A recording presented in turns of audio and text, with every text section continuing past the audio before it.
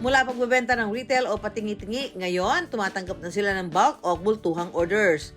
Biggest project namin is 4,000 bags, which is current ngayon.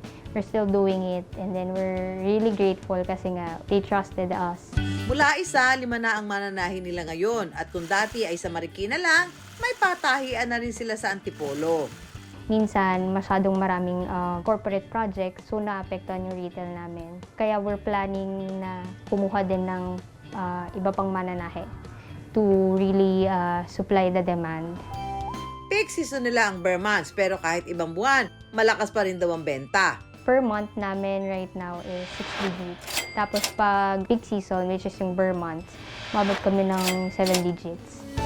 Sa 3 taon ng negosyo, maniniwala ba kayong ang mga may-ari hindi pinapasweldo ang kanilang mga sarili? Hindi kami sumsweldo pa in like yung monthly. So every year lang yung mga dividends para yung capital is intact and then lumalago pa rin.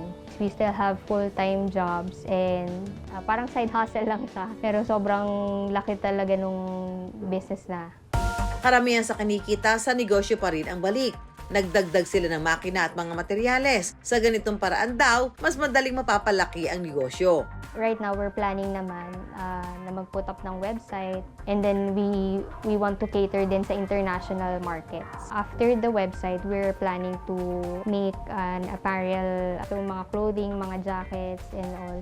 So para bags and clothing, maraming kaming plans pa talaga to expand. Ang simple pero kakaibang ideya, malayo na ang narating. Ang tubong Marikina malapit na ring makilala sa ibang bansa. Do it if you have an idea, a passion.